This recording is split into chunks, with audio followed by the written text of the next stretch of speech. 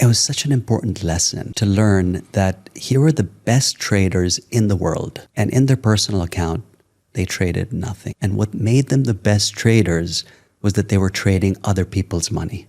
Welcome back to the My First Business podcast. This is a mini episode where I take some of the best parts of my interviews with phenomenal entrepreneurs and chop it up for you like a snack.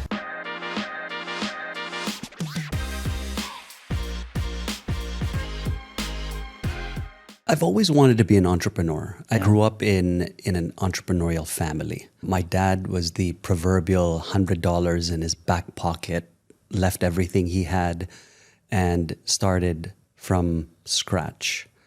And I saw that at a very young age. I saw the struggle. I saw the hustle. And that definitely planted seeds. So I think that's where it started. Also, my dad started taking me to the office. And I used to be part of an assembly line.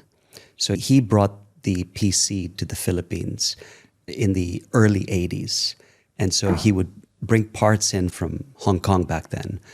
And we would bring it to the Philippines and we would assemble it. And so I was part of that assembly line where I would put the motherboard on the case and then put the graphics card and the memory chip. And then I could see that it went from coming in a box, in a container, to then being assembled, to then being in schools and government sectors and offices. And so I saw that whole life cycle at a very young age. And I could see money coming in to the business. Back then, a lot of it was cash and checks. And I was to the register. And so that probably planted the seed. If that didn't happen, I don't know if I would have played the arbitrage game when I was in college. Yeah. No, that exposure was definitely that was a turning key. point. But then you ended up in the corporate world when you started your career. I did. I started my career in consulting. Yeah. During the .com Boom slash. the expansion. The expansion. I timed it perfectly. I graduated from college in '99, and the .com bubble started forming at that point. And the Valley was frenetic at that point. There was this joke that if you had a business plan, you toss it up in the air and before it lands on the ground, you're funded. Yeah. It was the days of Webvan. It was an exciting time to be in the Valley. And you were there. You were in the Bay Area. I was in the thick of it. Not only was I in the thick of it, but I was in the thick of it as a consultant. Naeem, what that means is I would be put on assignment with a very large Fortune 500 company like Nortel, right?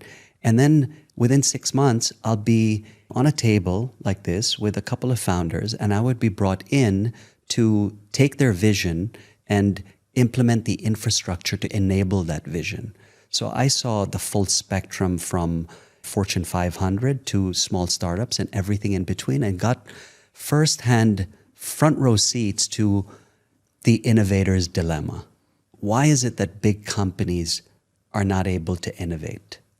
Having change management systems in place, bureaucracy, layers and layers of middle management, which just hamstrung innovation.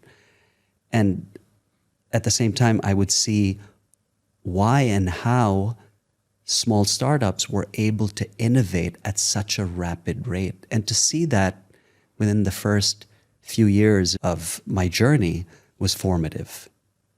It was really formative. What was the most exciting project at that time as a consultant? What did you see break through the roofs of everything? I was consulting for a company called, actually, a couple of exciting companies. One was, have you heard of Namco? No. Namco was the founder or the developer of Pac-Man. Okay. The classic game, right? Okay. So I was there for 6 months and I saw firsthand I remember the logo. game It used development to come before and after the game. Okay. Yeah. How game development was being done. And that was fascinating because you're working with people that are creative and how they would troubleshoot the game. That was really interesting. So I started learning about not just the development side, but the actual troubleshooting side of things as well. Yeah. Then another exciting opportunity was with a company called Susquehanna. They are, so you know what options trading is? I used to trade options for 7 years in a past life. Foreign exchange options only. Okay, here we go. So this will resonate with you. So Susquehanna was the largest options trading firm in the world. So 60% of the global options trade went through their specialist desks or market makers that worked for the company that were all over the world. And anyone can trade, you know this, anyone can trade equity, but to trade options, you have to have a quantitative skill set. And not everyone can trade options. Now, Susquehanna was one of the best firms on Wall Street. So if you traded options for Susquehanna, you were one of the best in the world. And as I got to know the traders, I would play poker with them, I would go out golfing with them. And as I started getting to know them, I would ask them, so what do you trade in your PA? Give me a tip. This is when the markets were going parabolic. Bottom left, upper right of the chart, the markets were going bananas. So I asked, what do you trade? Give me a tip.